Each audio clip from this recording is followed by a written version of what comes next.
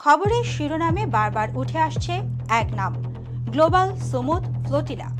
ভূমধ্যসাগর থেকে গাজার উদ্দেশ্যে এগিয়ে যাওয়া এই আন্তর্জাতিক নৌবহর শুধু একটি মানবিক অভিযানের নাম নয়, বরং বিশ্ব রাজনীতি, মানবাধিকার এবং আন্তর্জাতিক আইনের জটিল সংযোগের প্রতীক হয়ে উঠেছে। প্রথমেই জেনে নেই গ্লোবাল সুমুদ ফ্লোটিলা কি।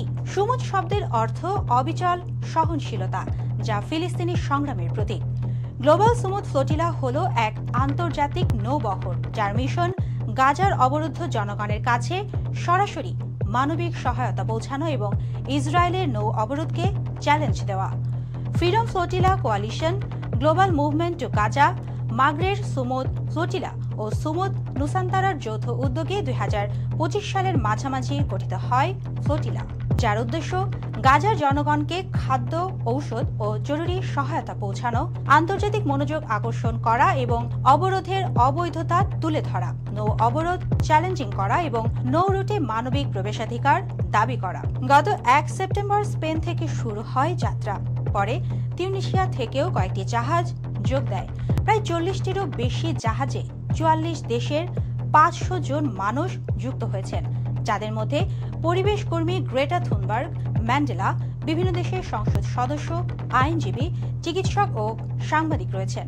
এই কারণেই একে বলা হচ্ছে ইতিহাসের সবচেয়ে বড় নাগরিক নেতৃত্বাধীন নৌবহর, যে কারণে আলোচনার কেন্দ্রে। ফ্লোটিলাকে ঘিরে এত আলোচনার মূল কারণ হলো গাজার বর্তমান রাজনৈতিক ও মানবিক পরিস্থিতি।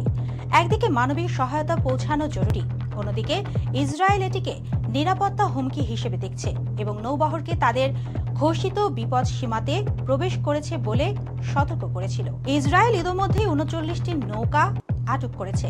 তাদের দাবি এই বহর নৌ অবরোধ ভেঙে গাজায় ঢোকার চেষ্টা করেছে, যা নিরাপত্তার জন্য হুমকি হতে পারত। যদিও নৌবহরটি অবরোধ অঞ্চলে ঢুকেছিল কিনা তা নিশ্চিত নয়। ইসরায়েল একে উস্কানিমূলক পদক্ষেপ বলে দাবি করেছে। অন্যদিকে আন্তর্জাতিক বিশ্লেষকরা বলছেন আন্তর্জাতিক জলসীমায় এভাবে বেসামরিক জাহাজ আটকের বৈধতা নেই। এই ঘটনায় বিশ্বজুড়ে প্রতিক্রিয়া তৈরি হয়েছে। গ্রিস, ইতালি, জার্মানি, তিউনিসিয়া ও তুরস্কের মানুষ রাস্তায় নেমে প্রতিবাদ করেছে। ইতালিতে শ্রমিক সংগঠনগুলো সাধারণ ধর্মঘট ডেকেছে।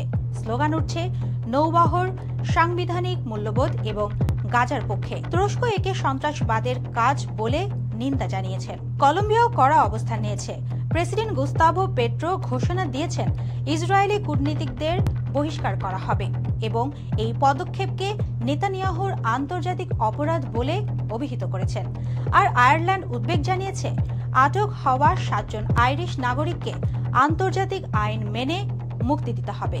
এদিকে ইসরায়েল দাবি করছে এসব ত্রাণ সামগ্রী হামাসের হাতে পৌঁছাতে পারত, তাই তাদের হস্তক্ষেপ নৌ নিরাপত্তা রক্ষার অংশ।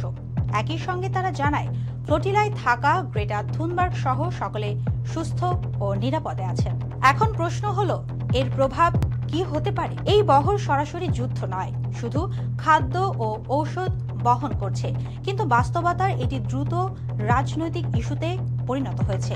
মানবাধিকার সংস্থাগুলো সতর্ক করেছে এ ধরনের বাধা গাজায় ত্রাণ পৌঁছানো আরও কঠিন করে তুলবে। অন্যদিকে কূটনৈতিক প্রতিক্রিয়া নতুন বিভাজন তৈরি করছে, যা মধ্যপ্রাচ্যের সংকটকে আরও জটিল করতে পারে। সুবর্ণা মেইজাবিন, দেশকাল নিউজ।